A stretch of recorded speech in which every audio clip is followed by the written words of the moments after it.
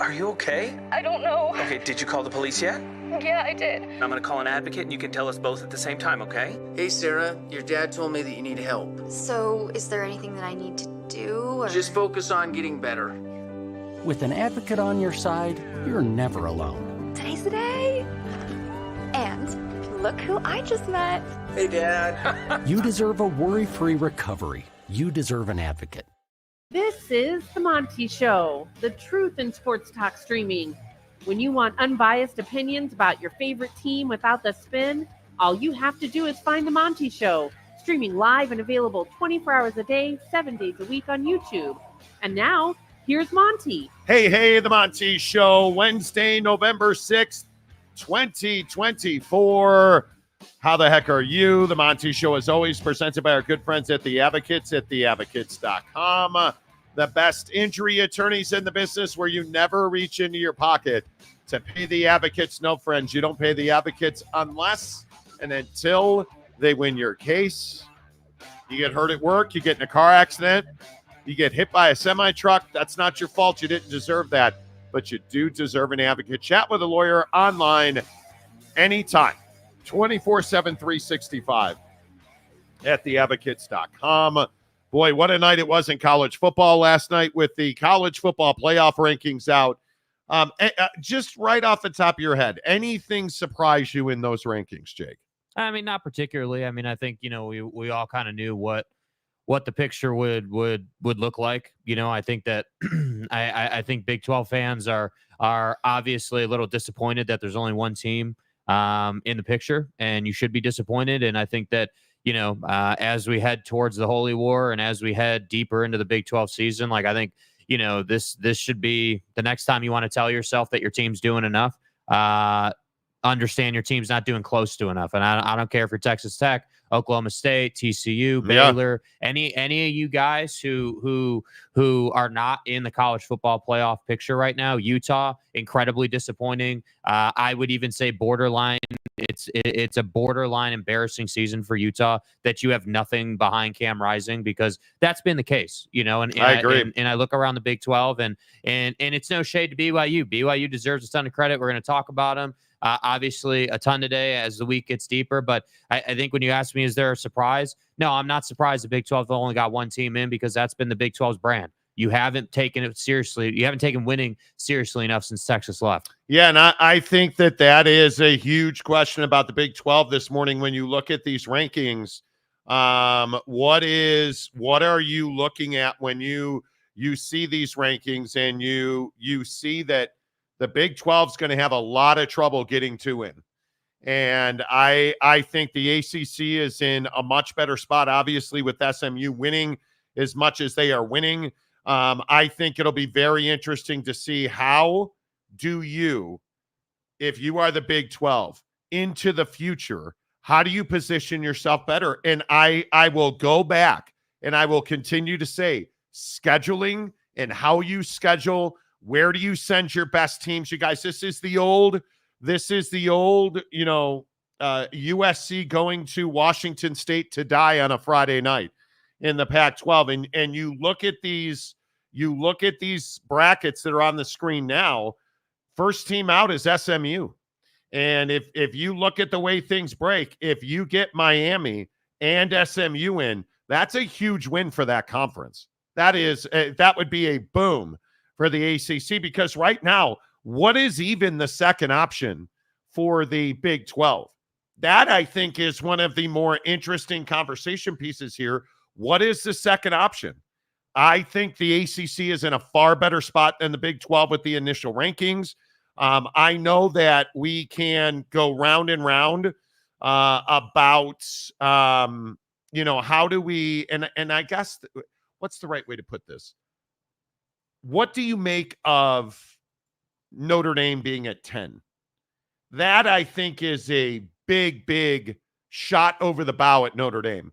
Because remember, this is a brand at Notre Dame football that does not control its own interests in the college football playoff. It does not.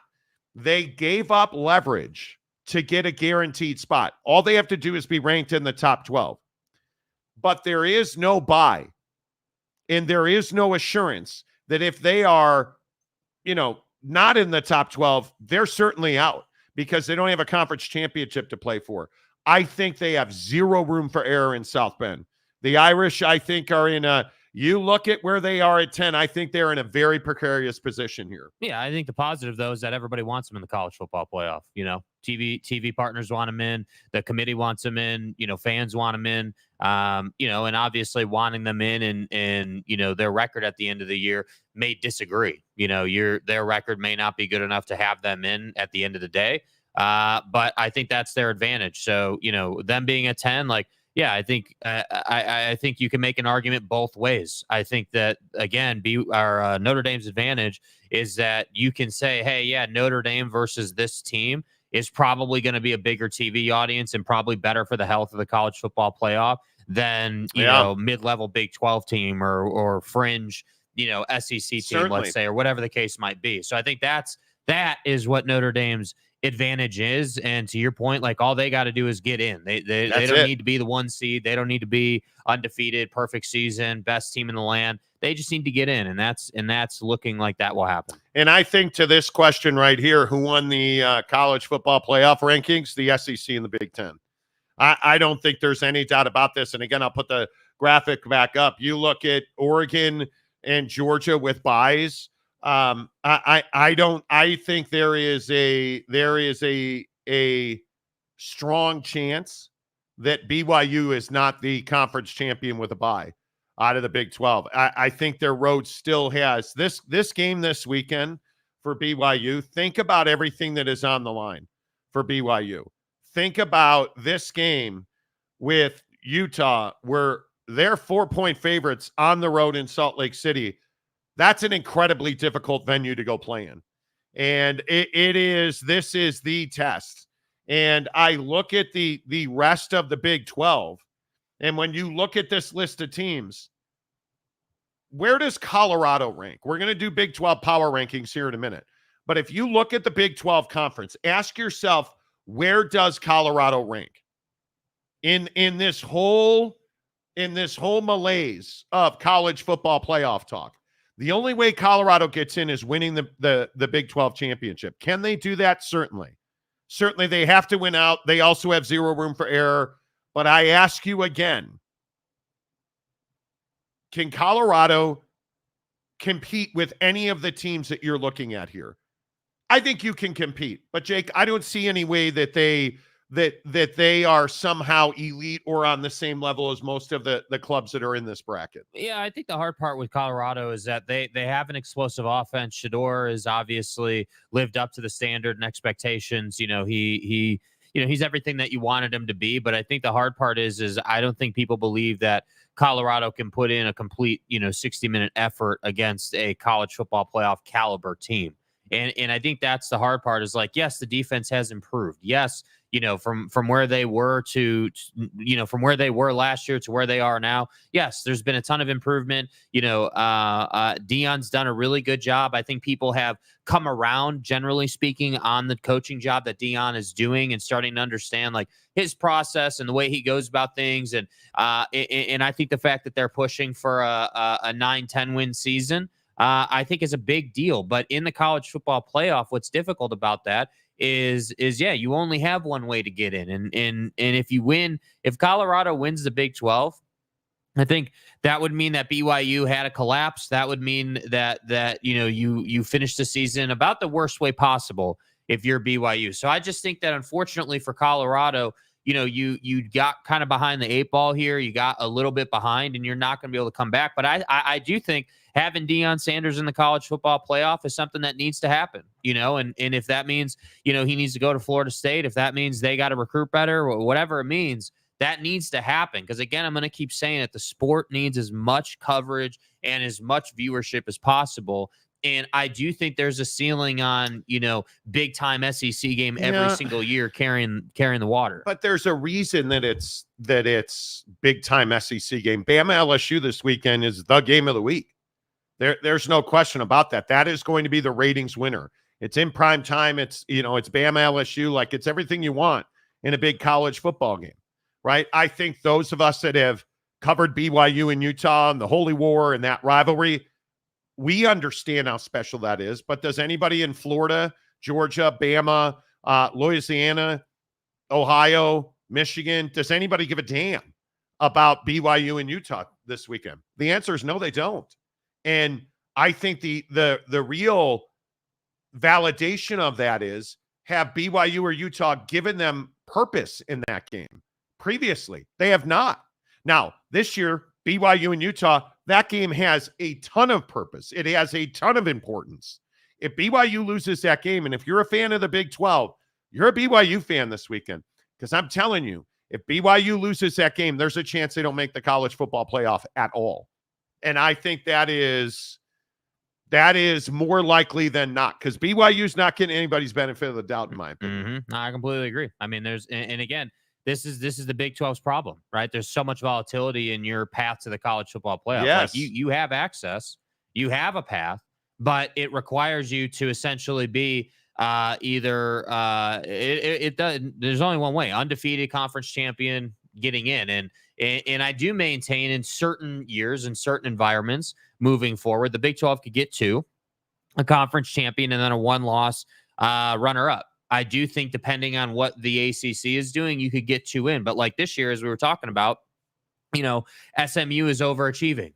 You've got Miami, who has Cam Ward and has the sex appeal. You've got Dabo Swinney and Clemson, who people, for whatever reason, I can't really find a reason, but for whatever reason, think that they're a good enough team to get into the college football playoff. So unfortunately for the Big 12, you're going to sit here and just get your conference champion. Is Notre Dame overachieving? I don't know. I don't know the answer to that question. And Heather Dinich on ESPN last night made a very interesting, comment about Ward Manuel, the chair of the committee from Michigan, saying that the committee understands that Notre Dame lost early in the season, but they're a different team now.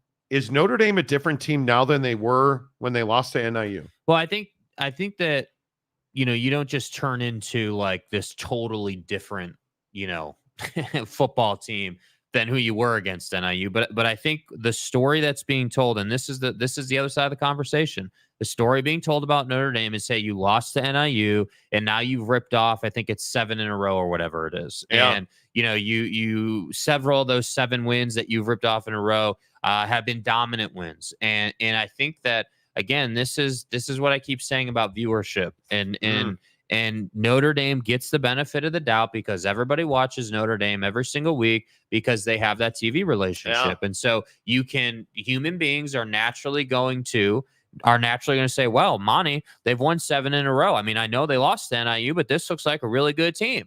So no, they're not overachieving. Overachieving would be dominant every week, undefeated to this point, and probably a 5 seed in the college football playoff. That would be overachieving for this Notre Dame team. But you're not that. You're a one-loss team that lost to NIU. That frankly, I remember watching that game. That was one of the most embarrassing performances I've ever seen out of Notre Dame. And I'm only 30 years old, so I haven't been watching this team for 40 years or whatever. Like, thank you for that. Shot. When you talk about, are they a different team?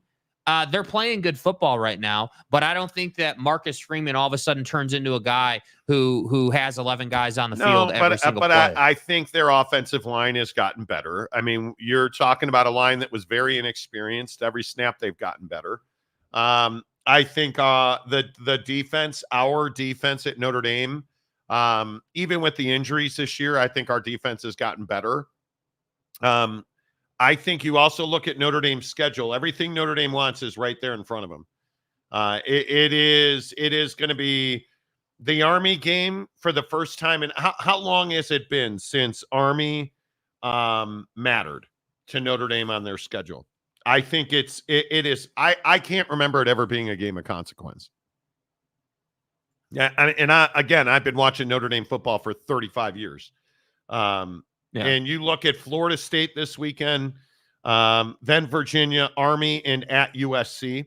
Those are that USC game. That's a game of consequence now. But look at how different the schedule would be. Like even last year, like look at Notre Dame as a one-loss team. If Florida State was the Florida State of last year, and they were to beat that team, and then you were to beat USC, like Notre Dame would have a very clear path to getting to like the 6 or the 7 or even the 5 seed. You know, like I look at that and I just say, like, I don't know.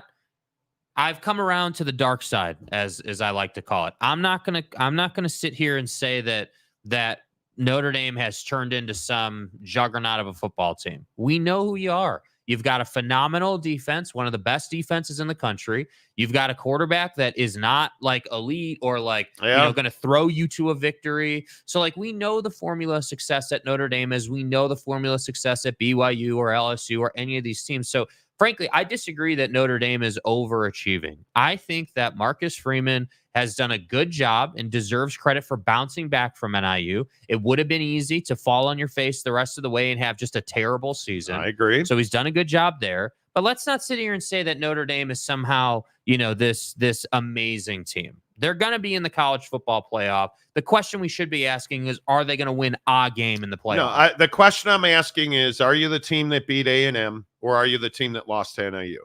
And the answer is probably neither, if we're being honest. But we won't know because I think that SC game at the Coliseum, that's the one that stands out to me as a significant concern. USC and Lincoln Riley at the Coliseum, I think he did exactly what they needed to do at SC, which is they benched the quarterback, making a quarterback change. Maava is a hell of a quarterback. I know most of you have never seen him play. He was fantastic at UNLV last year. I think that's the game that stands out to me as a big concern. And with all due respect to Miller Moss, he wasn't good enough to be the starting quarterback at SC, which is why he's been rotting on their bench for years.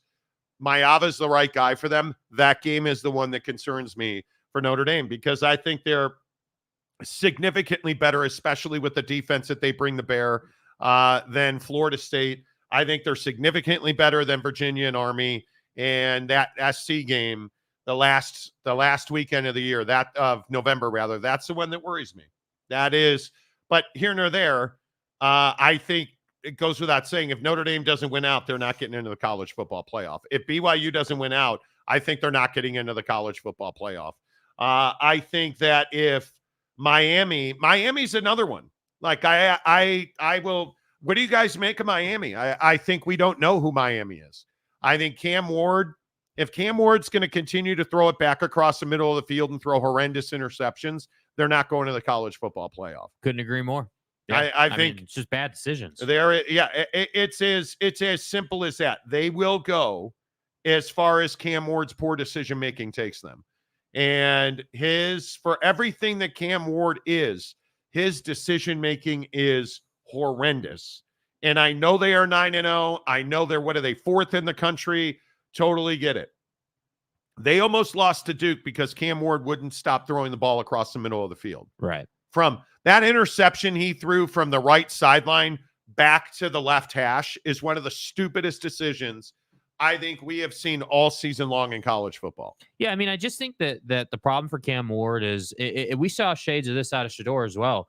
Early in his tenure in college football last year. Yeah, where you're trying to do too much. And part of that is like, I love Cam Ward's game, right? I love the mobility. I love the arm. I love the athleticism. Like those are all great things, but it goes too far. And this is not a Cam Ward conversation. This is a Mario Cristobal conversation. At some point, dude needs to take Cam Ward into his office and say, look, man, I understand. You are the heart and soul of Miami football right now. Yeah. You are our team. But at some point, throw the ball away. Stop throwing it to the other team. Well, look at his interception numbers. He's got 6 interceptions, but he's completing 67% of his passes. The problem is some of those interceptions are just, I mean, you've got guys like Restrepo who are just running away from dudes, and you're trying to just throw the ball out of bounds and live for another down. Yeah. I mean, that's the thing that is so shocking. Now, 29 touchdowns, 6 picks. How are you going to argue with that?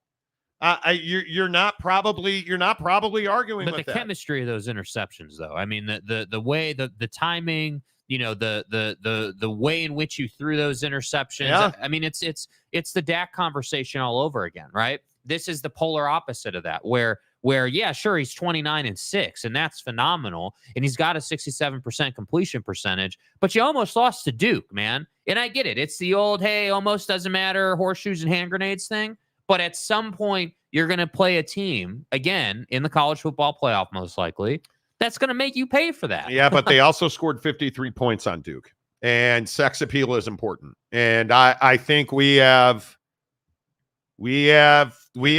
think we have an understanding that when we're talking about the college football playoff committee, people like big wins and crooked numbers, and they like a lot of offense. And when you have I think they have 4 50-point performances this year: Florida A&M, South Florida, Louisville, and Duke.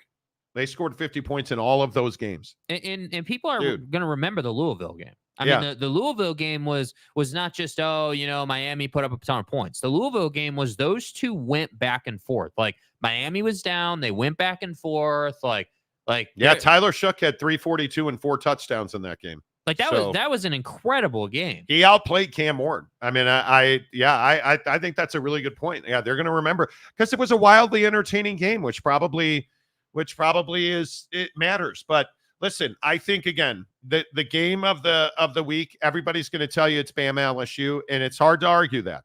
It's hard to argue that.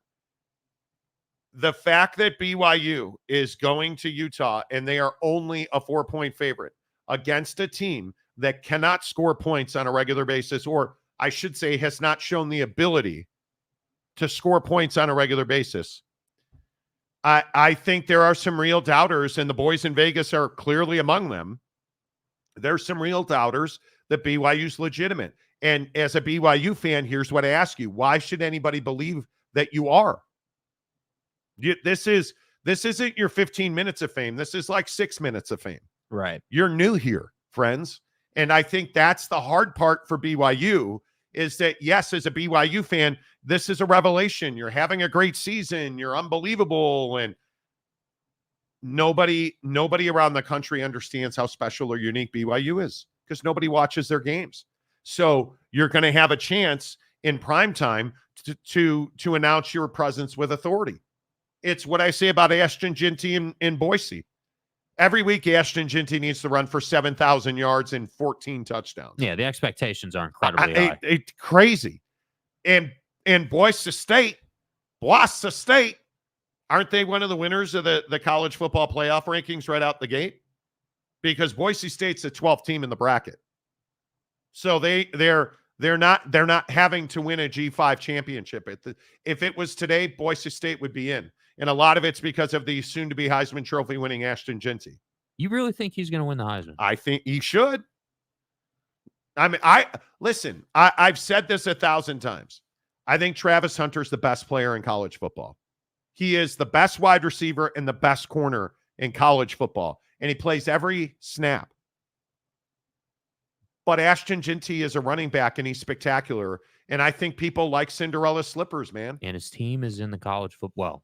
Not yet, but projected right now today they are in the college football playoff. Yeah. And I also think there's some drag. There's some anti-Deion sentiment that will hurt Travis Hunter. I don't think there's any doubt about that. So when we go back and we play this game of, again, BYU and their 6 minutes of fame, or perception is reality. Human beings are going to make this decision. And you got to remember that. Nobody wanted computers. Human beings are going to make this decision. Yeah. And if human beings vote on the Heisman as well, Deion Sanders is going to cost Travis Hunter some votes. Emotions over facts. And in the Heisman, much like the AP, and real quick, because I'm a red ass, real quick. Does the AP poll matter? Remember how much time you've all the hyenas in the comment section. The AP poll doesn't matter. The AP poll doesn't matter. Nobody cares about the AP poll. Screw them. What was the major difference between the AP poll and the top 12 in the college football playoff?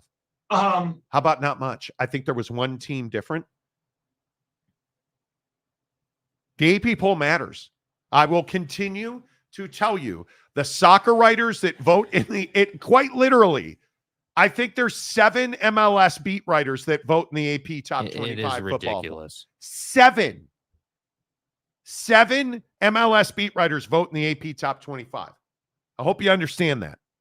7. You know what's funny, too, about this college football season and what really stands out to me is this conversation about emotions when it comes to the playoff committee. Because last year, what were the emotions with the committee? Well, it was the Michigan thing, right? That's what anybody was talking about. Hey, Michigan this, Michigan that. And we weren't really talking about like the fringe, last year it would have been the 4 seed, or whatever. But like, we weren't really talking about those 5 through 7 ranked teams who were trying to get in. We were just talking about, hey, is Michigan going to win? Is this but this year it's so much different because you have 12 teams that are going to play in this tournament, if you will. And also, and I think this is something the committee considers, maybe I'm wrong, just my opinion, but this conversation around the first round games being home field games for some of these teams, I think is phenomenal. I love that about the college football playoff, that, hey, we're going to get, this team's going to play at their place. That's how it should be. Yeah. That's how it should be. And we're not far away from Boise getting a game on the turf. Yeah. Like, can you imagine that if Boise State had a home game on the blue turf in the college football playoff? And again, like, I will just point out, there's one difference: Ohio State and Georgia. Okay, you tell me again that the AP poll doesn't matter. Tell me again that Monty, no Monties. The AP poll matters. Look how close that is. The AP poll is the foundation of any college football conversation. Legit, Penn State loses at Ohio State. Both of them have them at 6. How is Penn State 6th? Okay, we could go on all day about the Great Sandusky's, right? But it's a mirror image, essentially. You don't have to like it. I hate it. Yeah. But it's reality. Well, and the problem is there's not another way, because that's all the AP is. Let's be honest. It's just the measuring stick. It's just our way in college football of saying, hey, this is, like when the first AP ranking comes out every year, it's just, hey, this is the first ranking. This is what all the hype is. This is how we see the season right now. And then obviously it develops. But I just think whether you're a Big 12 fan and you're looking at this from that angle, or you're a Big 10 fan and you're like, man, Penn State lost the only game of their season that matters and they're still number 6 in the country, we're cooking with gas. Like, that's the greatness of the AP. And that's why people who say the AP doesn't matter, I don't understand what you're looking at, bro. I don't know how you come to that conclusion. All right, coming up in 30 minutes, we'll have an update on the Pac-12 TV situation for you. We did a lot of work on what we believe the value of that deal is and what it needs to be. We'll talk about that in a bit. And I have a little nugget for you on Sacramento State. Boy, the people in Sacramento are passionate. That's a word. The people in Sacramento are where the Pac-12 fan was before the conference melted down last year. Talking to some folks in Sacto yesterday. Good gracious Mary. Like, say, you're a little uppity. Settle down. Like, wild. We'll talk about that coming up in 30 minutes. Comment section, as always, on this show is presented by our good friends at Prize Picks. Prize Picks, the official daily fantasy app of the Marty program. Use the promo code Monty. I when you download the app, open a new account, use the promo code Monty. You deposit $5. Prize Picks is going to give you 50 more instantly. I cannot continue on this show. You guys, I'm already better looking than you. I think I've proven every single day that your wife thinks I'm hot, right? That's the only reason you come back here, right? I'm smarter than you. I'm a Cubs season ticket holder now. I wear cool hip vests and stuff. Like, what more can I do? What more can I do? You win in the WNBA. I win in the W on Prize Picks, right? And then I tell you, day after day after day, just follow old Uncle Marty and things will be fine. Didn't have a lot of NBA I liked last night, right? The association, it was like, off and I want nice things for people. So of course I went to the NHL. Of course. And if we're going to go to the NHL, of course, friends, we are going to go to the Buffalo Sabres. And of course, my friends, when we talk about Buffalo Sabres hockey, this is luckier than anything Caitlin Clark achieved for me in the W. I don't know how you don't know JJ Peterka. What I took him last night because he was Bro, what are you talking about, man? He was half a goal for Buffalo, and I would just like to point out he had 2 last night, and it makes me feel good about myself as a man when guys I've never heard of and I pick them on Prize Picks help me win. I mean, it makes me feel good about myself as a man. And of course, because I'm a Chicago Blackhawk fan, I of course, took my guy.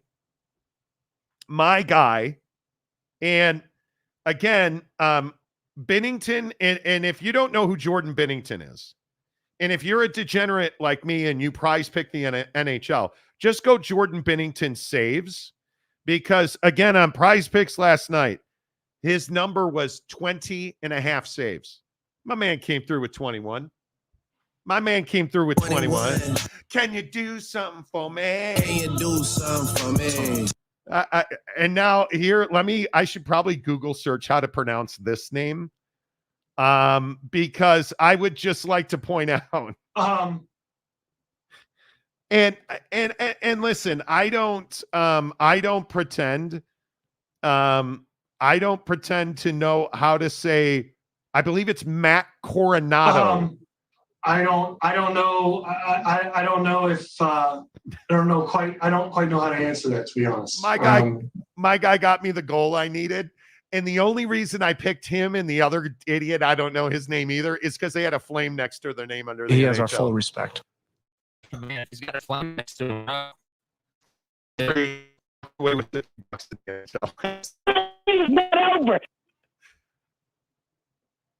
I don't know how I did it. That is the luckiest I have ever been.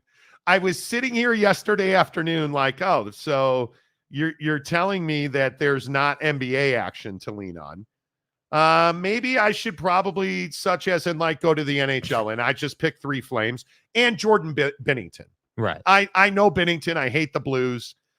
Tonight, however, is very different. There's a lot of NBA. Download the Prize Picks app. Use the promo code Monty. Get lucky as hell like I do. 3 picks on a flex play, which means you only need 2 of 3. You're good to go. We're getting somewhere. You're good to go. Won $60 on Prize Picks last night. Okay, and now we've reached the part of the show that we get to every day, where we get to see just who decided to show up in the comments section today.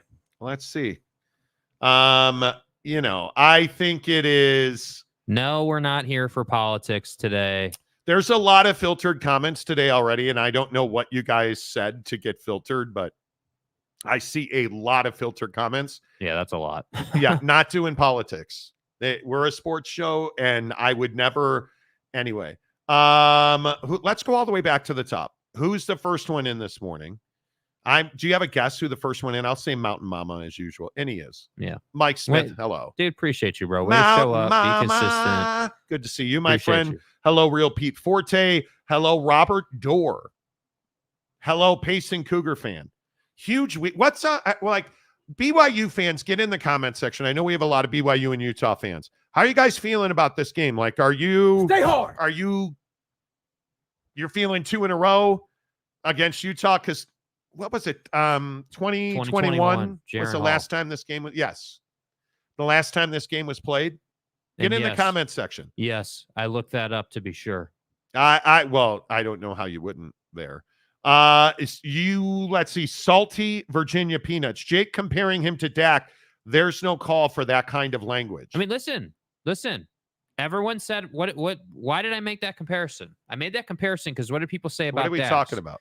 Dak and Cam Ward. I made a comparison between Dak and Cam Ward. Yeah. So Dak had I felt like that was a little disrespectful to Dak Prescott. Well, my main point was the disrespectful to Cam Ward? the makeup of the interceptions is the talking point, not how many you have. I mean, again, the biggest thing with Dak and his interceptions, where everyone was like, "Oh, well, he's got all his interceptions." 15 interceptions, 15 bro. interceptions, but like I think it was like 10 of them hit his receiver in the chest. 10 of the 15 interceptions were on frame. Yeah, which means that they were in the body of the wide receiver. and the wide receiver made contact with that throw. So it's not on Dak. There are, I think, and I was reading it yesterday on the show, there were 3 of those 15 interceptions hit Amari Cooper either in the hands or the chest and turned into interceptions. So my point is that Cam Ward has 29 touchdowns and only 6 interceptions. But look at the makeup of those interceptions. Those are awful decisions that his wide receiver was never going to catch that ball. Eye patch, was this necessary today? Really? I think it was really necessary. This is a BYU blast. For those of you who don't know, because when you God's name, when you live your life likeness, right on and off the field, the Lord steps in, magic happens. Yeah, we've been seeing a lot of magic happening lately. That is so good. Stay hard. That is in the eye patch. I am happy you are here this week. I don't know that we'll see you next week, but I'm happy you're here this week. Steely, hey, good morning, Steely. Ohio State has 0 room for error here. 0 room for error here. 6 minutes of fame. I'm using that, Monty. You're welcome. Please feel free to steal all of my lines. Right? Because I think this is absolutely true for BYU. That's a reference to, if you're just tuning in, it's a reference to BYU. BYU fan, you live in a bubble of your fandom, right? I don't think in Payson, Utah, with Payson Cougar fan, Payson, Utah, you have no idea what Jimmy and Boca, Johnny and Austin, how does the garden variety Ohio State fan feel about BYU? You know what the truth is? They don't feel about BYU. You know why? Because they don't watch BYU. They don't know about BYU. Yeah, and I think the other truth is that whether you live in Payson or you live in Buckeyeville or you live in Duckland, none of us do enough to go out and see what the actual sentiment is of the other fan bases. We just assume. Anthony Eason, good to see you, friend. If Louisville defense played like they did against Clemson, they beat Miami easy, but they didn't. But the problem is, dude, see, here's the deal with this. See, this is my problem with this take. The Louisville defense gave you their best against Miami. That's what you don't understand. Well, and I think I understand your point in that sentiment. I think it's widely used, but there's a reason that they didn't play well against or as well against Miami. Well, the reason's Cam Ward and Restrepo, and you look at the Damian Martinez and how physical they are. Overtime with an explosive offense. But you also have to understand that every team, and this is a Notre Dame conversation, if Notre Dame had played as well as they did against A&M, but no Monties, they didn't play. They played down to NIU. Right. And now they have this incredibly easy schedule. But I think the College Football Playoff Committee, much in the Louisville light here, is saying, okay, well, guess what? You didn't play that well against Miami. And you know what, Notre Dame? Yeah, you've run the table since the NIU disaster against your mom and her cousins. Because that's really who Notre Dame's played. We haven't played anybody. Mm-hmm. Don't deserve to be like Notre Dame fan last night in my life, texting me, tweeting at me about how, Notre Dame should be a top 5 team. Are you out of your mind? Is there anybody who believes that Notre Dame is being disrespected here as the 10th team? Should they be ranked higher than Penn State? No, they should not. Should they, if we are on par, like for like, the Penn State defense is on par with Notre Dame. Is Drew Aller the quarterback that Riley Leonard is? Yeah, actually, believe it or not, he is. And I think we saw that against thee. Yeah, and I think that's a very day-to-day conversation for both of those guys. Absolutely. Should they be ranked ahead of like Tennessee or Indiana, an undefeated Indiana team? No. Look how different this picture looks once Indiana loses. Oh, my God. Because that's going to happen. Yeah, you're talking about a completely different college football ranking. But that's my point. When you look at Notre Dame or you look at Penn State or you look at any of these teams, the picture's going to change. This Cinderella story, and I would say this to BYU fan too, the Cinderella story that you're currently riding is at risk every single week. And my firm belief is you should win this game if you're BYU. But Indiana has no business beating Ohio State. The problem is is I don't have enough belief in Ryan Day and his squad to make sure his team doesn't play down to who they think Indiana is. That's the problem. I think Ohio State has to beat wholesale Indiana ass. Yeah. Make a point. Like yeah, please use it as a statement game. Yeah. And I think the is perfectly capable of doing that. Obviously, I'm an Ohio State believer. I'm a huge Will Howard fan. I'm a huge fan. I think you have the best wide receivers in the country. I wish your offensive line was healthier and more capable. I was hugely impressed with the way that offensive line at Ohio State showed out against what I think, while depleted by injury, is still a really formidable pass rush at Penn State, especially when you're in the shower and guys are naked, and that's what Micah Parsons does. That was probably too far. Human or non-human? Yeah, that was probably too far. I probably stepped over the line. But my point is, listen, I think Ohio State showed us why we all had that belief in them. The difference is, and again, go back to BYU. What's the difference? Ohio State's here every year. BYU's never here for a myriad of reasons. But now BYU got into the Big 12 and Kalani's building. And now they're here. And deserves a lot of credit. And absolutely deserves a lot of credit, but you got to earn it.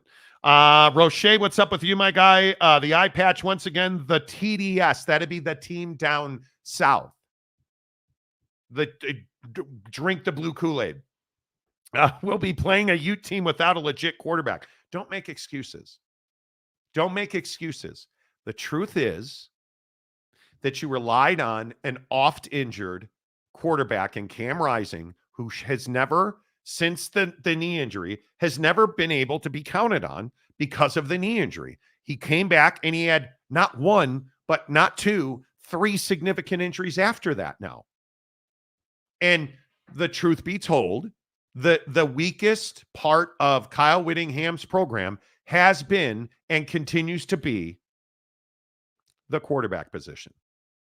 It's not, in this day and age, if you don't have two legitimate number one quarterbacks, and I know that they're one of the worst stories in college football, but you're benching Miller Moss for Maeva, who is probably the best quarterback on the West Coast, and I think he's going to go and prove it. Because I think he's right there. Talent-wise, he's right there with Dylan Gabriel, who I think is the best quarterback. If Maeva gets hot and they win they win out the rest of the way and they become bowl eligible and Lincoln keeps that job, what do you want to bet that Jade Maeva is drafted into the NFL in 2 years? I'm here for it. I believe in the kid that much. He was phenomenal at UNLV. Yeah. Phenomenal at UNLV. And if you remember, also to that point, if you remember when they announced Miller Moss at the start of the year, people were a bit surprised. We talked about it. Yeah, people were surprised. I was really surprised. Yeah. Roche, BYU hasn't given anyone a reason to watch BYU until now. The new kids always have to fight uphill. Just keep winning. It's always uphill. D-Rock Irish, good morning. NIU is Notre Dame's albatross. Well, it better be. Because you can't afford to... You can't have Riley Leonard be Riley Leonard against Army. Because let's also be real clear here. Can't afford to have Riley Leonard at the stadium be Riley Leonard against Florida State. Mm-hmm. He terrifies me. Yep. As a Notre Dame fan, he is Avery Johnson at K-State. We're just waiting. We're waiting for the game where you melt down on the national stage. I don't want Notre Dame trailing at any time in the second half the rest of the year because he's not that guy, pal. Yeah. He's not that guy, pal. I'm telling you right now, Riley Leonard. You're not that guy, pal. Trust me. You're not that guy. You're not that guy. And it terrifies me. It absolutely terrifies me. Jimmy Otson, good morning. Texas A&M is not bad. Notre Dame beat them. Well, Texas A&M was a good win until they lost this past weekend. Yeah. And now, if Texas A&M, and let me ask you this, if Texas A&M had won, would Notre Dame be like 7th or 8th? I think they would. I think they don't have a quality win on their schedule now. Yeah, they've got a real quality loss, though, don't they? I hate you sometimes. Well, I want to throw things at you because you're right about Notre Dame. We don't. Honest to God. And I'm not trying to be a jerk about it. And again, I tell you every day on the show, take your emotions out of it. What's the Notre Dame Fighting Irish's quality win? I don't know. Is it Louisville? Not anymore. That Louisville win had the opportunity, and I'm not just saying this today. I think I've been very clear. I've said this since they won that game. That had the opportunity, but now you're a 3-loss Louisville team, and your losses are Notre Dame, SMU, and Miami. Let me ask you this, though, about the Miami loss, because I think it's a fascinating question. If you're the College Football Playoff Committee looking at their 3 losses, are you saying to yourself, hey, well, yeah, you're a 3-loss team, and that's got to be a factor, but that third loss was one of the best college football games we've ever seen? I think you're saying you can't beat the best teams you play. And you know who is really being damaged by Louisville? Clemson. Yeah. Because you can't beat the best teams you play. And you look at now Notre Dame, and you guys tell me, am I being an emotional nymph about Notre Dame? Nymph. Well, see what happened was when we lost to Northern Illinois. Go back to what I said. We don't have a quality win left on the schedule. And it's true. Navy, Navy, huge loss by Navy. Florida State doesn't have they have a win. Yeah, that's not a quality win. They have one. I said a win, like a singular win.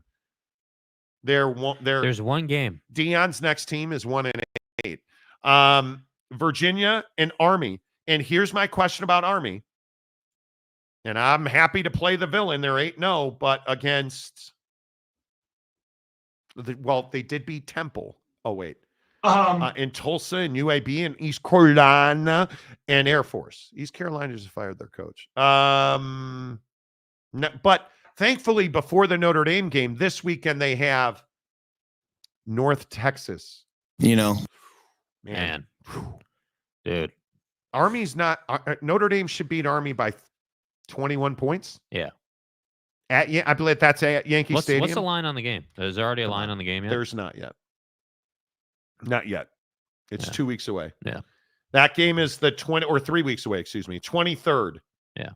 On NBC at Yankee Stadium. If you're Notre Dame, you need Maeva at USC to get cooking. That's what you need. You need USC to become better. You need USC to right the ship.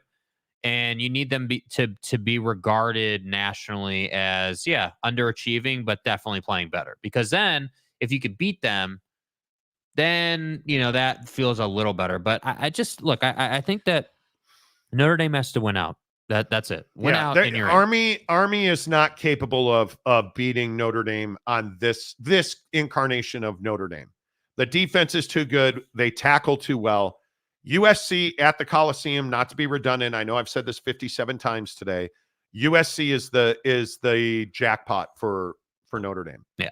Because they'll be undefeated going into that game post NIU. So you are confident they'll be undefeated. They will not lose before USC. Yeah. They won't. They will. I think because Notre Dame's defense covers well, but you got to tackle well against Army. The Notre Dame is so fundamental on defense. They don't overrun their gaps. They're constantly in the right place. And from an angle perspective, their linebackers and DBs take the right angle 80-90% of the time. Yeah. And against Army, you have to do that. And yes, D-Rock, they play better at home. The Trojans are a much different team on grass in Los Angeles. When you go to South Central to take on USC, it's problematic. It is problematic to me. I think that it'll be really interesting to see how all of that plays out. I think that this is a huge weekend, dude. If Alabama loses, gone. If BYU loses, gone. I think they're out. I think there are some. If BYU loses, are they still in the driver's seat to win the Big 12? Because now they're back on the same level with Iowa State. I think here my biggest concern is very simple. If you lose to Utah, can you recover your want to, your enthusiasms for the rest of the year? I think that's a huge question. And BYU, let's be clear about undefeated number 9 in the country at Utah. And then the Kansas comes to Provo on the 16th. Because remember, BYU's coming out of a bye week. At Utah, Kansas, at Arizona State, and they're going to bend your face mask. And then you got to play Houston in Provo. And everyone's going to say, oh, it's Houston. No, they're playing better. They're playing better. But it's on the road at Elevation the last day of November. And I just would like to point this out. The high is 42 in Salt Lake today. Last week in November, it's going to be cold. It is going to be cold.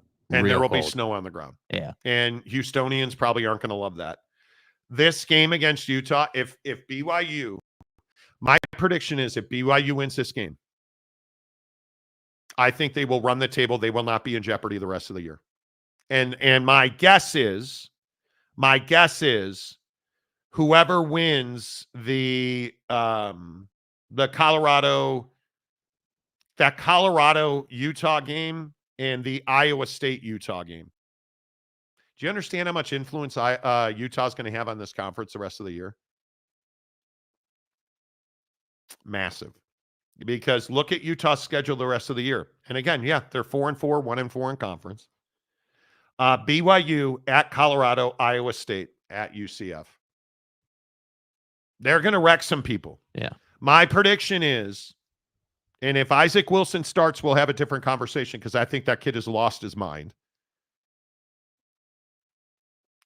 If Isaac Wilson starts, they will not go to a bowl game.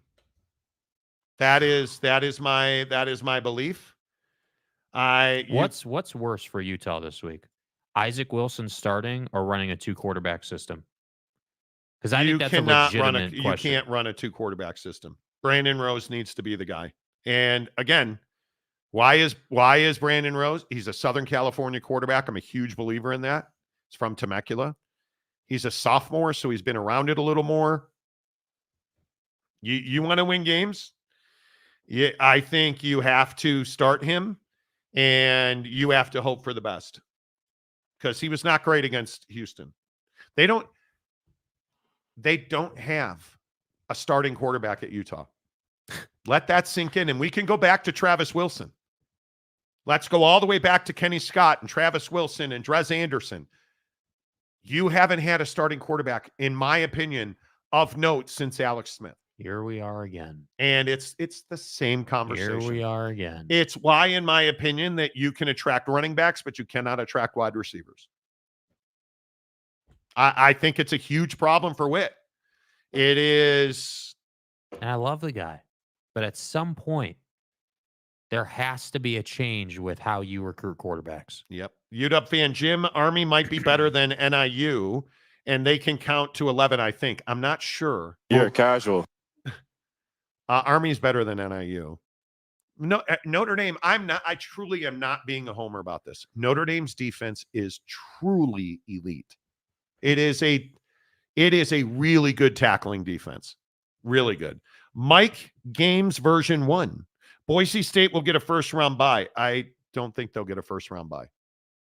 They're the mountain for Boise to climb here. And here's my question. With what's left on Boise's schedule, how are you going to get a first-round bye? Ask yourself this. What will it take to get a first-round bye? And I love Ashton Ginty. I love what the Boise story. Great. How are you going to get a first-round bye? You're not going to be a conference champion in a power conference. You're not going to get the benefit of the doubt. You're simply not. So to get a first-round bye, you'd have to. I mean, what game are you going to play here? I'm not sure that that's even possible for you. What game are you going to play here if you are Boise and you're 12th in the rankings right now? And you have Nevada, San Jose State, Wyoming, and Oregon State left. And you are, let's say you run into Colorado State in the conference championship game. How are you even going to get a first-round bye? Man, that Oregon game is just kicking you in the balls right now. Man, that Oregon game And the fact that you have not played anybody of significance, your strength of schedule has been Garbo. Yeah, who is this? Notre Dame? Like, there's just no way that you like. What is even the path to a first round bye? Hello, a first round bye for Boise State. I legitimately, I don't think there is one. I think that you should be grateful that you're on this graphic. No, let's not go too far. I think that they are legitimate. They're a good football team because they run the ball so well. They are not deserving of a first round bye because, again, Notre Dame, who's played a tougher schedule, probably Boise State with Oregon. Okay. 9th, Indiana. Okay, Indiana is 9th in the country right now, ahead of Boise State. If Indiana is in the college football playoff, that means that they likely beat Ohio State and they likely beat Oregon in the conference championship. I don't think that's probably going to happen. But here's a question. What if they do beat Ohio State and they lose to Oregon in the conference championship? You're telling me Boise State's more deserving of a first round bye at that point than Indiana, who would be what would that make them? 11-1? Come on now. There's no avenue to that. And furthermore, let's say Alabama runs the table. Because remember, Alabama's 11th, you're 12th at Boise State. So if you're Alabama and your losses are to Vandy and Tennessee, and that means that you have wins over Georgia, LSU, Oklahoma, and Mercer. Right. Do you really think that you're getting a bye over Alabama, over a 2-loss Alabama team?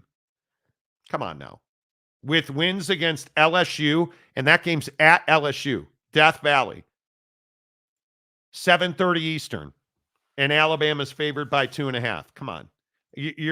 This is why I always say take the emotion out of it. That's kind of a ridiculous take. That is kind of a ridiculous take. Let's see. Steely not getting a first round bye. Bradley Dunkel, no way. Patrick Kintz, nobody outside of Utah or an affiliation with the LDS faith give 2 hoots about BYU. Well, that's just not true. I don't think that's the case. I mean, tell me you're a hater of BYU without telling me. Yeah, I don't think that's the case. I think that BYU, first of all, you have a head coach that's got universal respect and admiration in college football. There are a few bros that are liked as much as Kalani Sitake in college football, and he is well liked. It sucks when they're good like now, but it's true. I'm not telling you that they have the respect, but to say people don't care or don't give a hoot, I disagree with that. Are you a BYU fan saying this then? So are you saying that they should be more, people should be giving them more credit then? Yeah, I think so. I don't know. John Condy, SEC having 4 teams in is insane. Big 12 will get 2 teams in the end. How? Tennessee and Indiana will be out. Notre Dame will deserve it, but bias will keep them in. Won't deserve it, but bias will keep them in. If they run the table and they're a 1-loss Notre Dame team, they're getting in. They're getting in. And again, as I just talked about, they don't have a quality win left on the schedule because of how bad Florida State, Texas A&M losing kills them, and obviously SC. So if you're Notre Dame, you need every team that you've played to win out and just help you as much as you can, because somebody's going to have to make an argument on their behalf. Geoff, morning, fellas. You guys rule. Go Cougs. Okay. I believe he's a TDS fan. I don't know what TDS is.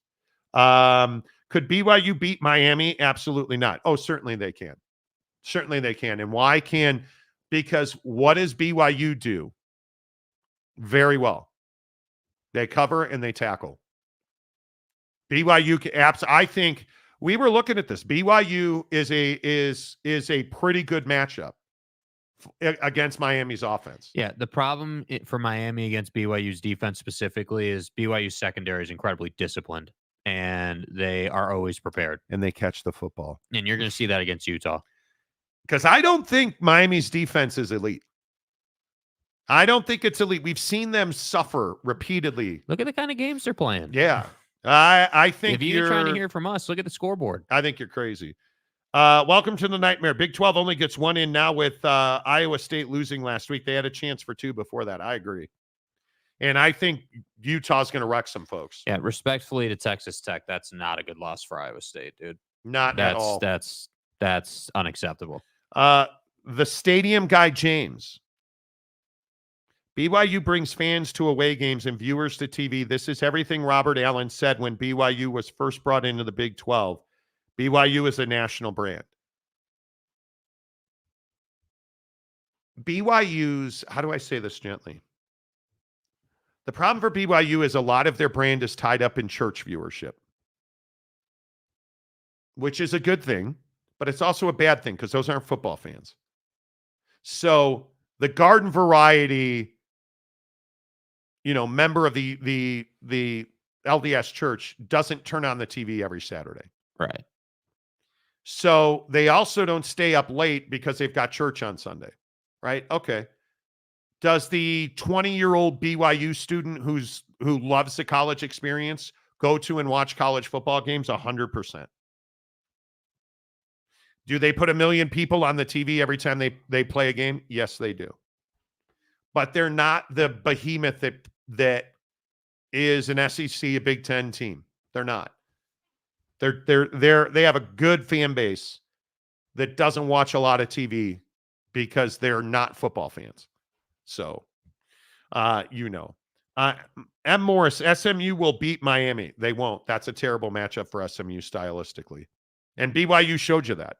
Yeah. You have to beat SMU. You have to be consistently explosive, and Miami is. All right, final comment on this before we get to the Pac-12. Damn stadium, do you have to stick your head all the way up in there? Say again. This is why we don't read all your comments. You tend to get, there's no reason to be mean-spirited.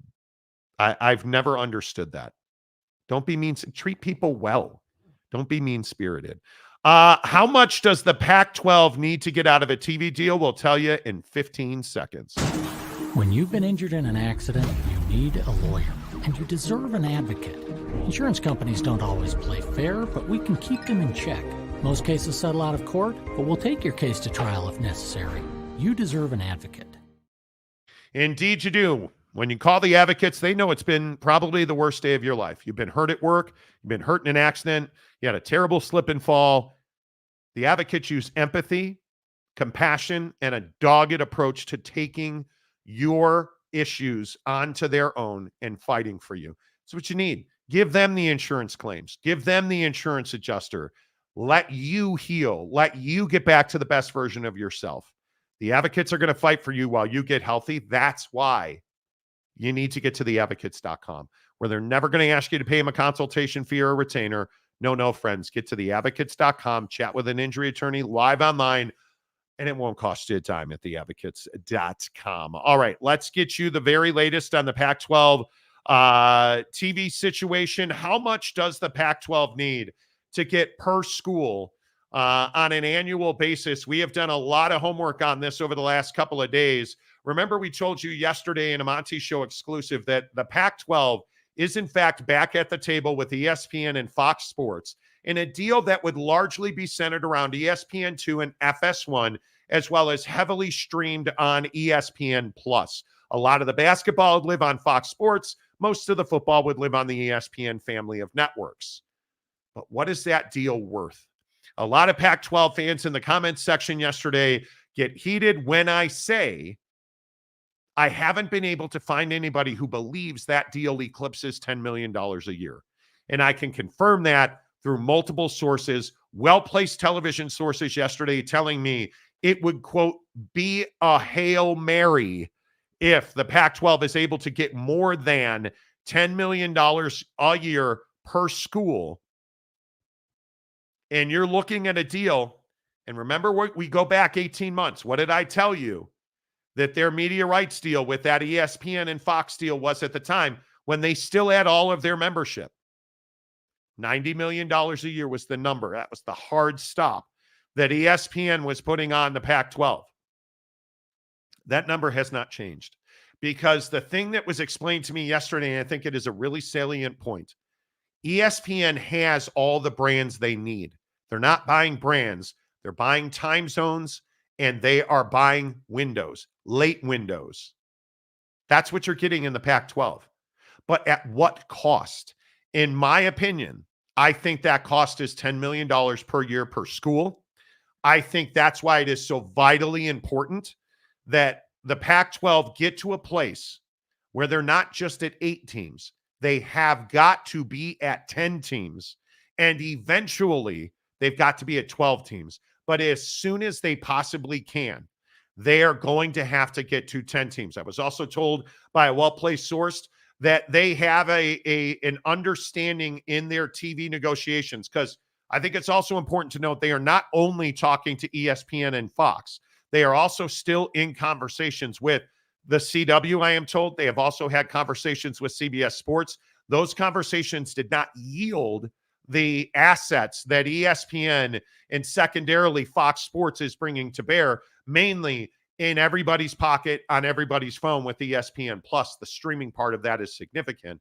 So that's why we're hearing now that ESPN and Fox Sports is the most likely destination for the Pac-12. But one of the things that's so interesting is the conversations the Pac-12 is having with their potential TV partners about who they are targeting in expansion. And I am told very clearly and plainly that ESPN and Fox are on board if the Pac-12 is able to make an agreement with Sacramento State. I talked to a lot of people, both at Sac State and around Sacramento yesterday, who all are telling me their boosters, their donors, their faculty and staff, their infrastructure at Sac State is all in on getting to the Pac-12. It's what they are angling for.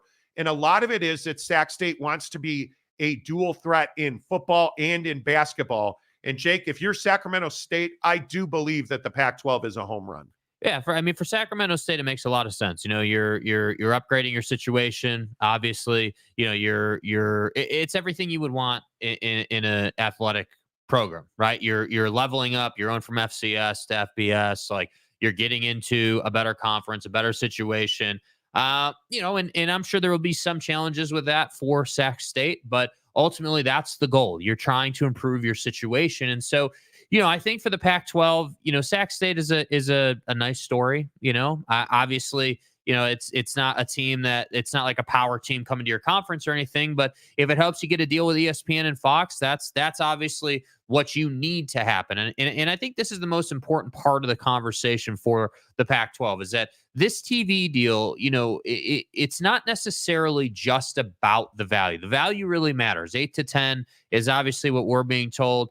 That seems to be what everyone's kind of agreed upon. But let's say that the TV deal does happen. From there, then we have to talk about, okay, well, what can you do to get in to the college football playoff more often? Because Sac State's not getting into the college football playoff with regularity. Sorry to break it to you.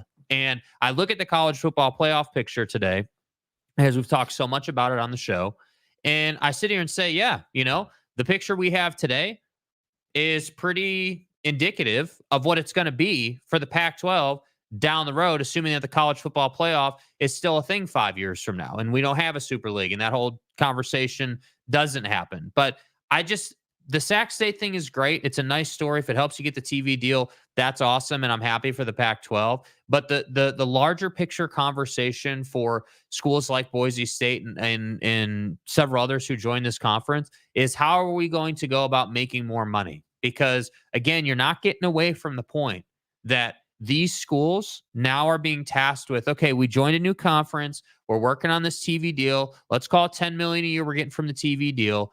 Now what? Now, how do we get into the tournament every single year? How do we go to at least a bowl game every year and get shares out of the bowl game? Like, these are all questions that I think athletic departments and football programs and basketball teams have to ask, because that's how you're going to survive. That's what makes the whole situation better for these schools. Yeah, and I think the couple other details out of conversations I had with sources yesterday include, what is the distribution percentage and what is that agreement like with somebody like a Boise State, because I think one of the things that was so clear, Boise State ran the finances in the Mountain West. They were getting an unequal share.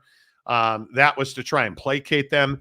Is that same deal in place with new membership in the Pac-12? Because if you go to, let's say, 10 and you get $90 million, now that lawsuit with the Mountain West becomes pivotal, because you have to find a way to stipend Boise State, which is what you allegedly promised them to leave the Mountain West. I think that is a very key part of this conversation.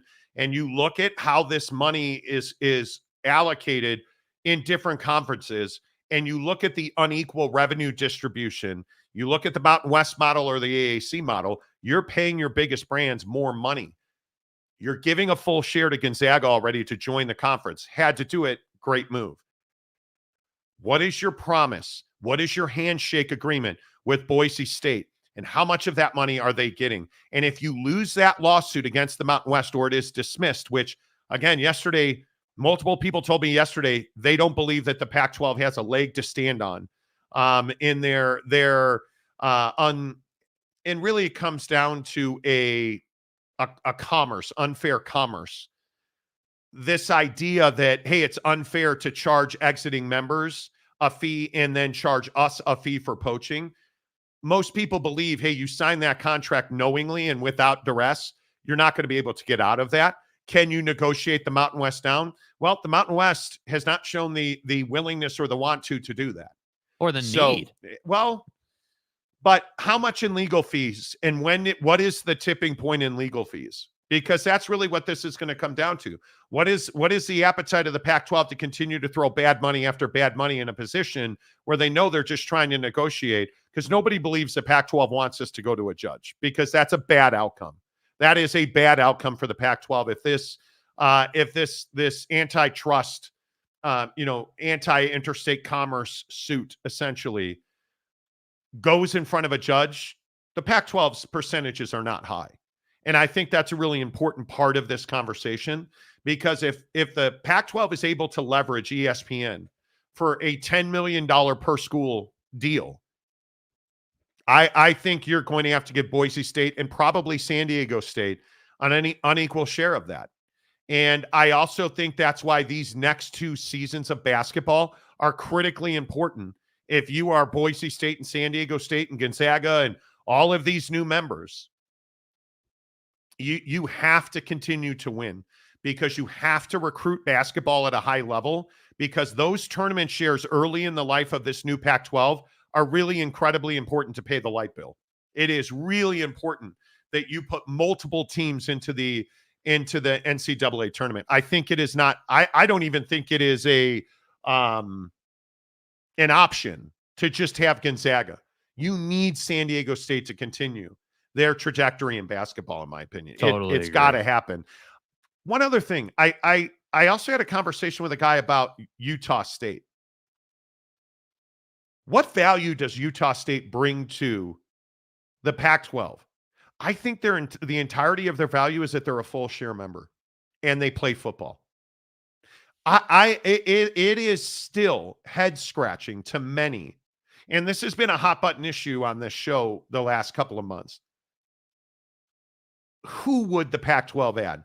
And when they added Utah State, it took a lot of people by surprise because of the lawsuits, because it involves the DOJ, because it involves Title IX. A lot of people were surprised by that. And I was asked very pointedly, well, what value did Utah State bring to the Pac-12? Yeah, I don't know either. Mm-hmm. I don't know either, other than that they are a full share member that plays football. Yeah, I think that's it. I mean, I think at the time when Utah State was sort of in the middle of the conversation, like, that's all it was. It wasn't like, oh, Utah State's like some juggernaut of a athletic department. It's more like, hey, like, yeah, they play both, full share. We need them to kind of solidify some things. Yeah. Like that's what that was. And I think that's why the willingness to bring him in, even with all the issues, was there, because the Pac-12 had a need. And I can't emphasize this enough. And people are forgetting about this entirely, in my opinion. You're making deals right now based on the fact that you need money. It's based on the fact that you have to do X so that you can survive. So adding Utah State, could that come back to get you? Maybe. Will there be some pain as part of that process? Probably. But you had to do that, Does the unequal revenue sharing with Boise State come back to cause problems? Maybe. But you had to do that to put a conference back together. So that's what I'm saying. There's a lot of these steps that have been taken that you had to do as part of your path back to being a conference. But I'm just curious, will some of these come back up down the line after a TV deal is done and after you've played a season and all that? Because I do think that's a factor. Yeah, and this is also why the GCU win for the Mountain West was so critically important. I think it's why the Gonzaga win for the Pac-12 and I think was incredibly important. But you have to remember, and I think people forget this part, the tournament shares do not move with the teams. They stay in the conference. And it's again why I will continue to tell you, basketball is incredibly important. It is the powerhouse and the financial revenue generator in the Big 12 and the ACC right now, and it needs to be that for both of these conferences. And obviously, in the Pac-12, you cause significant damage to the Mountain West financially.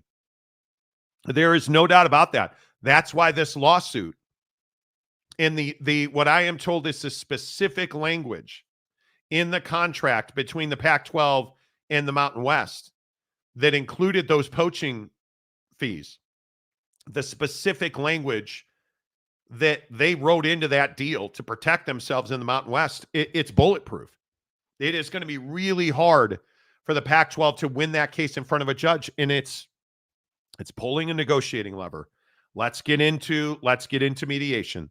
Let's talk about how we can pay you less poaching fees. That's why the Pac-12 filed that lawsuit. Mm-hmm.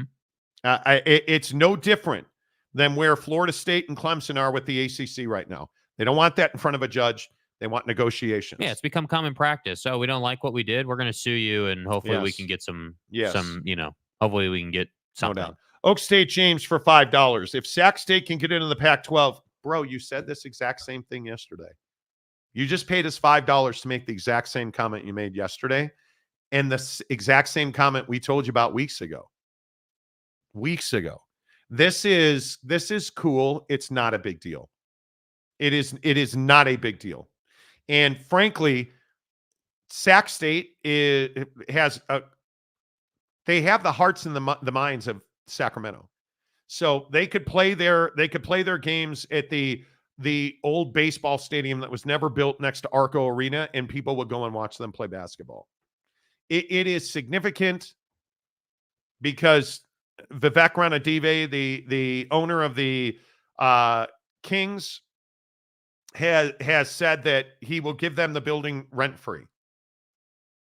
That's cool. And it does not make them much more attractive to future recruits. It does not.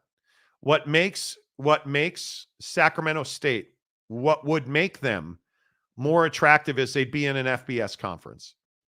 That's what would the arena you play basketball in. I don't care what anybody says. Grand Canyon's arena is far more attractive than playing it at Golden One Center in Sacramento. It's the reality of it. Like when you're a college kid, you want a college environment. Yeah. Golden One Center in Sacramento does not give you a college environment. And playing in places like Cameron Indoor, the Dean Dome comes to mind, GCU's arena, playing it at the Pit, like all these great basketball venues, Madison Square Garden. Those are great basketball venues for college kids. Well, Monty, what do you mean? It's Madison. It's the Knicks professional building. Why is that any better than the Kings building? Oh, I don't know, because it's Madison Square Garden and it has a storied tradition, and like they've been doing that for years. Like there's a again, a tradition. Yeah, I don't know. It is to me. Yeah. Anyway, let's get some of your comments in here. How much money do you think the Pac-12 needs to get per year in the comments section? I think it's got to be 10. If it's 7, 8, 9, you're going to have a really difficult time, in my opinion. It's got to be 10. And I just have not been able to find somebody to tell me that it's more than 10. I was told yesterday they haven't even talked about more than 10.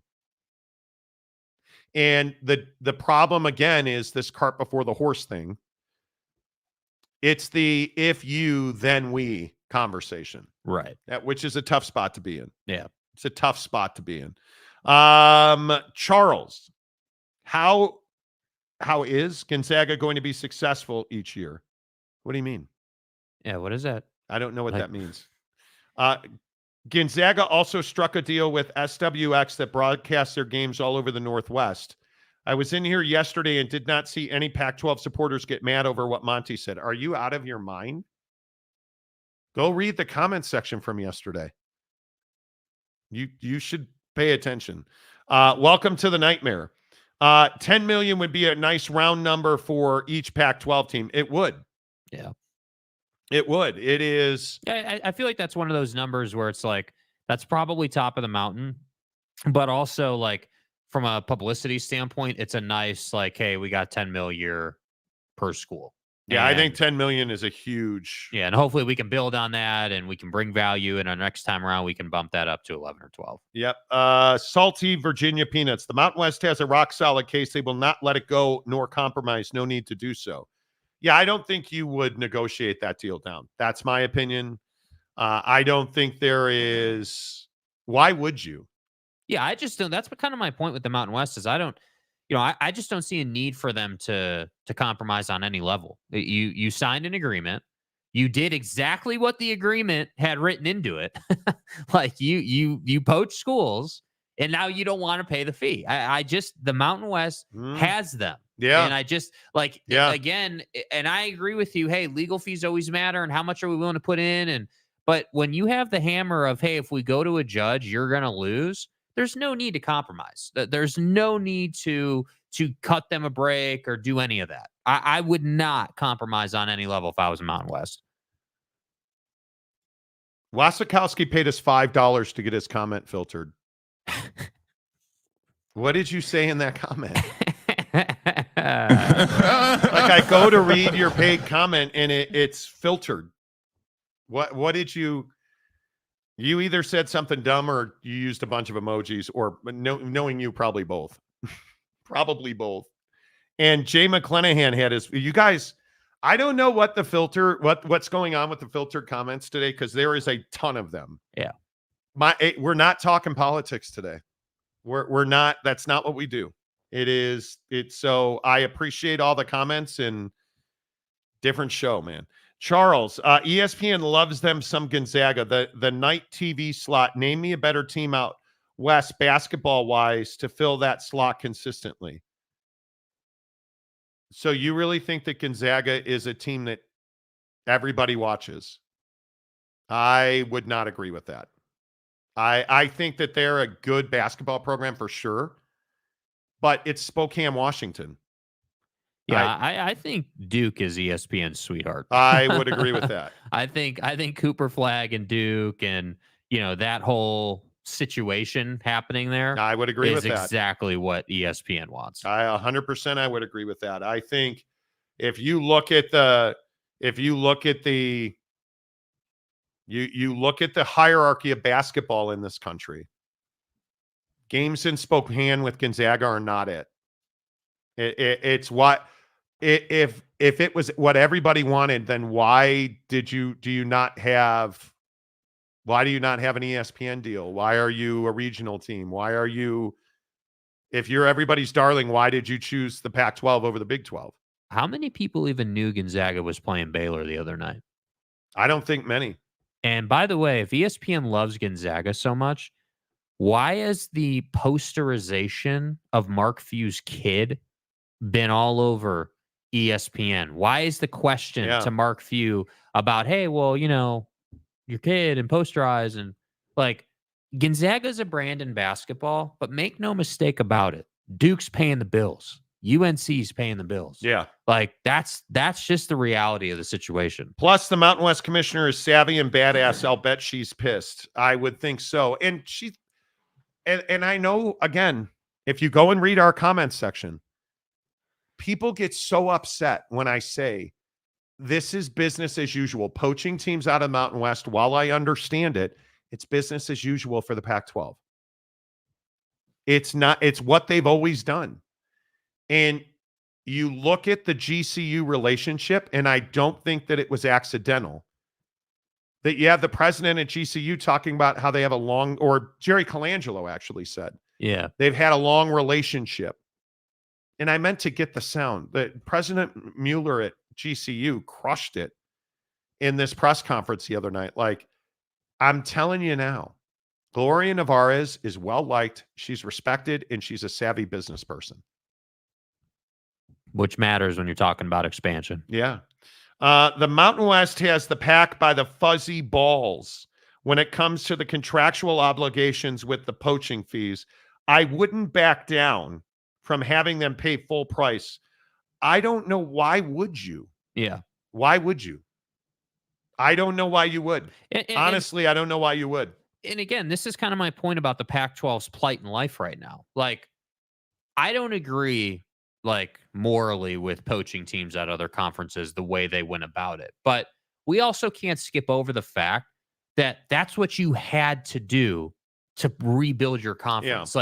Like Agreed. You were never going to go to Gloria Nevarez and have her say, yeah, sure, you go ahead and take our best brands. No problem. Don't pay any. Like, that was never going to happen. So you had to do it. So rather than folks, because I think a lot of people think the Pac-12 is like trying to just skip out on all these obligations. They have to try to do this. They don't have a choice but to go this route. So yes, if you're the Mountain West, you're not going to compromise, but we shouldn't be sitting here expecting the Pac-12 to do something different, because this is their only path. They don't have a choice. No, I agree. I totally agree. Because one other point that I think comes up a lot on this show is, can the Pac-12 ever become a power conference again? And I think the answer is no, because so many Pac-12 fans, and yesterday in the comment section again, oh, we're getting those teams out of the AAC. I don't know that you're doing that. And even if you do get Memphis, let's say, because everybody thinks Memphis is the prize. Right. Does that make you a power conference? No. I don't think it does. And I think that's one of the reasons that Memphis, Tulane, and USF is broken ground on an on-campus stadium now. Mm-hmm. Why would they leave the AAC to join the Pac-12? And again, if it's $2 million, they're getting 8 in the AAC, and they would get, let's say they get 10 in the Pac-12. Are you doing that for $2 million?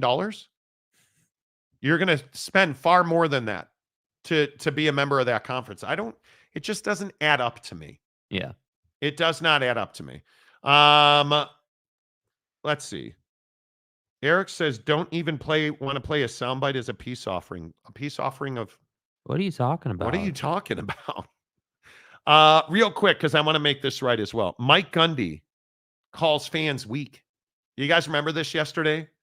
Mike Gundy lost his mind on fans yesterday. And we wondered aloud, how much trouble is Mike Gundy going to be in for saying this? This place has had tremendous success for 18 and a half years, or 19. I can't do the math real good. And so unfortunately in life, most people are weak. And as soon as things start to not go as good as what they thought, they fall apart and they panic. And then they want to point the finger and blame other people. You see it happen in everyday life. People do it all the time.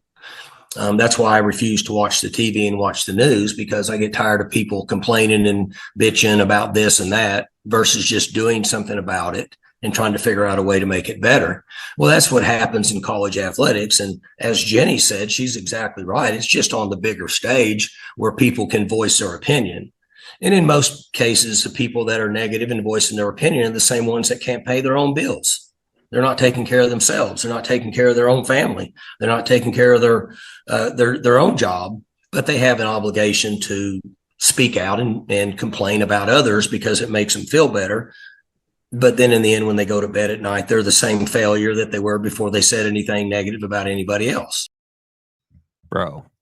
God damn. I mean, that is so harsh, bro. So then he apologized. I apologize to those whom my comments during Monday's media call offended. My intent was not to offend. any of our fans who have supported us and this program through the years. Your point was to offend the people who are offended by how bad your football team is. Which I might remind you is your fans. And they criticize the football program rightfully and justifiably so. They're the ones that pay for that upper deck at BPS. They're the ones that buy your hot dogs off the roller. They're the ones wearing your visor and doing IPF reports and, And you said that they don't have a job. They're miserable and they can't pay their bills. And they're failures. So they're taking that out on Oak State. By the way. Oh, my God. Maybe I'm a red ass. You were more than happy to criticize your fans on video, right? On a video media call. Well, no, he apologized for that. And though. So then he said sorry. Your apology was in a tweet? Like, no, Mike, you probably should have come out and said, hey, this was a problem. I messed up here. Ooh. That is ugly. That is and again, he'll get a free pass. He won't get fired for this. To me, that is ugly. That's about as bad as it gets. I don't even know I honestly don't know how you recover from this. Yeah, I just don't know what Mike was thinking. I don't know what the thought was. I don't either. And I don't even care what the question was. Anytime you criticize your fans, that's just an awful look at any level. Always. Nick Sirianni with the Eagles comes to mind. Jerry Jones with the Dallas Cowboys. Yeah. Jimmy Otson, the AAC is ACC backfill. Well, the ACC's got to lose some teams to backfill, right? YouTube user Salty Virginia Peanuts. I miss Alabama superfan soundbite. Nick Saban is a better man than you are. Mm-hmm. Yeah, that is... Nick Saban is a better man than you are. All-timer. 801 West Valley. Hello. Gundy talking about the Utes. Right. Ugh, the eye patch. Gundy is a pretentious clown at this point. I heard this yesterday. I'm surprised he apologized. I agree, on Twitter and not in person. Yeah. That's surprising. Like, you're going to do more media. You could have just at your next media availability apologized. Yeah, I am surprised by that. Like you could have done what Jason Kelsey did, right? We can't play because it's copyright on ESPN. But what did Jason Kelsey do? Yeah. Jason Kelsey went on the set of Monday Night Football and said sorry. On video. On video. Like on national TV. Which is crazy. Like that takes balls, dude. Yeah. And he deserves credit for that. Let's see. UW fan Jim. Getting ESPN to promote you is almost more important than the $10 million, in my opinion. I agree 100%. That's a great point, dude. You have to be on. I think the ESPN Plus thing is huge. Huge. And Donuts. Hello. Gundy is headed off a cliff. Could be. San Diego State, Glenn. He said miserable failures. Yeah.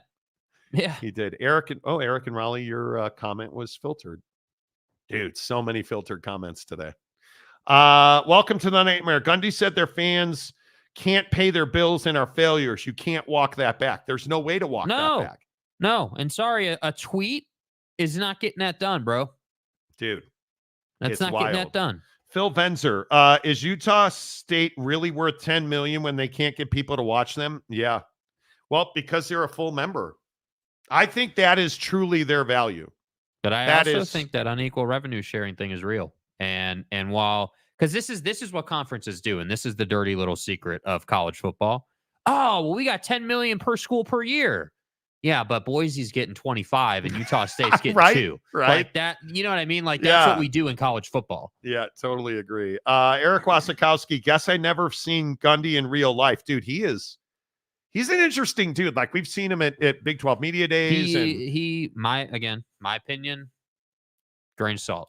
The arrogance he exudes walking around Media Days is crazy. Eric, it's wild. Yeah. And you're trying to his best Elvis impersonation. He has a lovely coif. Yeah. His mullet is outstanding, but he exudes. He runs. Don't talk to me. Get away from me. You better not look me in the eyes either.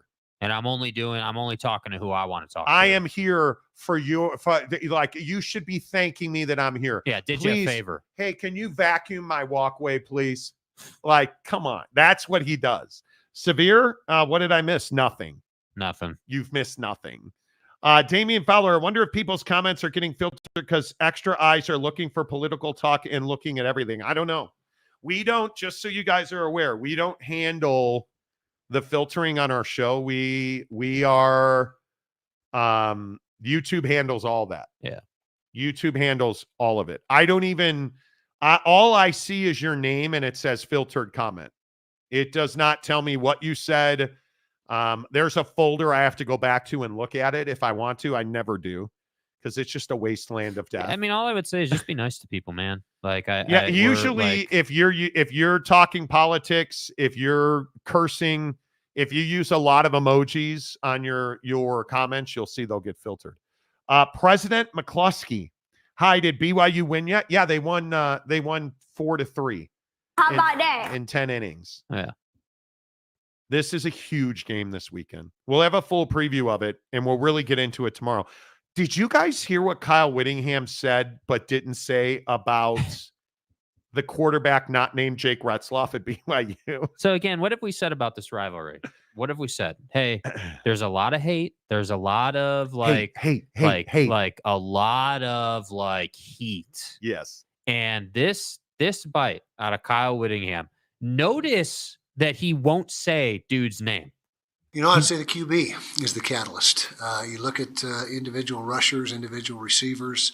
There's nobody that just jumps out statistically. It's a collaborative effort, but the quarterback is the catalyst, in my opinion, and playing good football. He's amongst the league leaders in pass efficiency. He's made some just a bunch of really timely runs during the course of the season, runs that have made big difference maker type of runs. And so I would say that is without a doubt the guy that makes it all go. But again, he's got a good supporting cast, but again, nobody is just jumping out. You mean Cam Rising? Is it or no? You mean Jaron Hall? I think Jaron. Might as well be. I mean, do you mean Ty Detmer? He who shall not be named. I'm trying to. Man, maybe he means Tanner Mangum, Taysom Hill. Yeah, I mean that quarterback. I'll try and figure it out. I'm not a mind reader. The unwillingness to reference Jake Retzloff by name is incredible to me.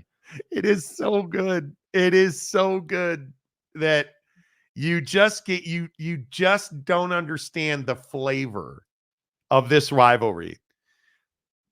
You had a Utah player essentially cursed during a media availability about BYU. He had to apologize. It's only Wednesday. The casual nature of that, I'm not saying that Witt has done anything wrong. That's not my point here. I'm not even criticizing him. What I'm saying is it's just incredible to me in this rivalry that's how casual it is.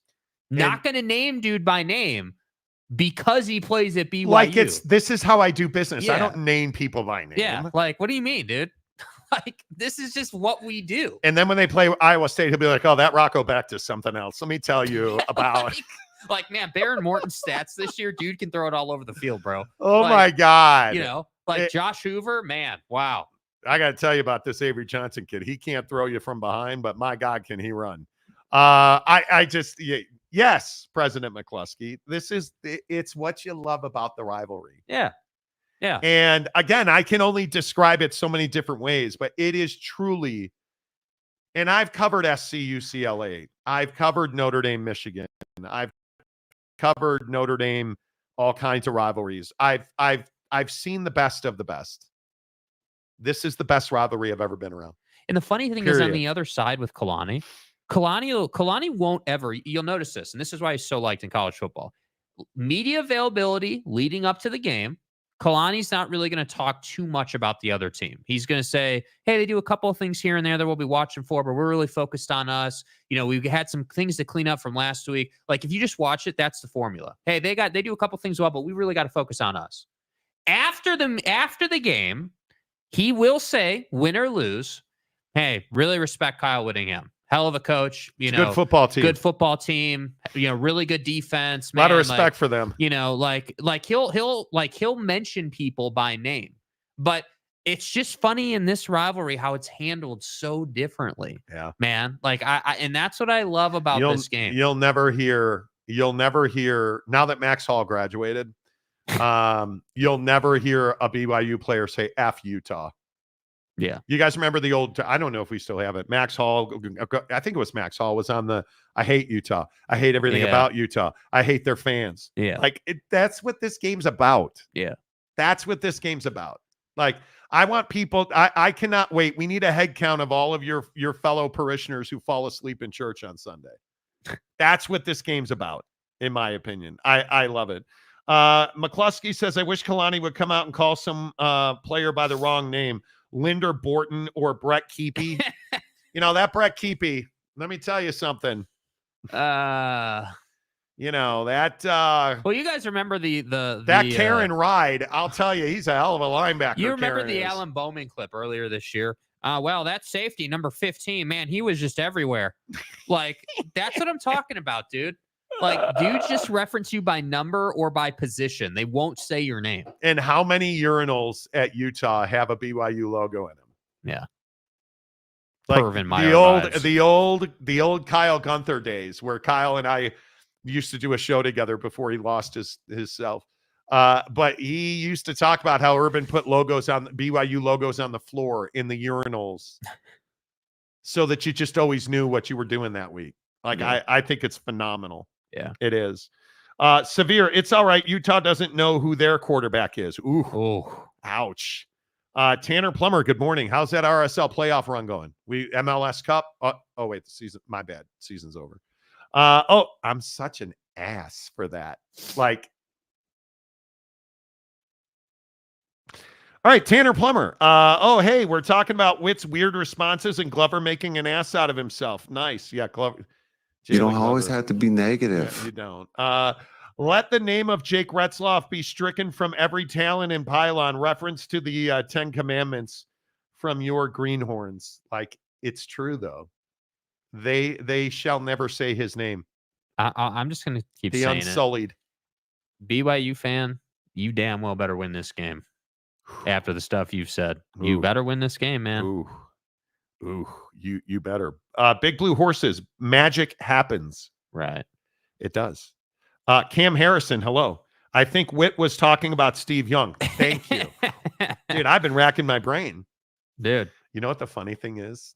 No, I shouldn't say this. Utah fan will hate me forever. We just named like 71 BYU quarterbacks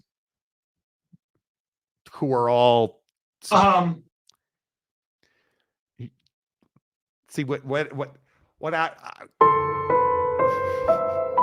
how many quarterbacks you got, Utah? Well, we got a pig farmer, bro. Case in point. If your quarterback leaves you to go start at Utah State, is that really well, that's the issue, isn't it? That's not good, dude. Not good. I'm a terrible person. Tanner Plummer, I don't like Utah. In fact, I hate them. I hate everything about them. I hate their program. I hate their fans. So it felt really good to send those games. I've memorized the whole Max Hall rant. It was amazing. Mayor McCluskey, LOL, Karen Reed. Yeah, that Karen Reed. The way he flows to the gap, Karen Reed makes a huge... God, dog. Come on, Karen Reed. Hey, screw you, Marty. Exactly. Tanner, always good to see you, my guy.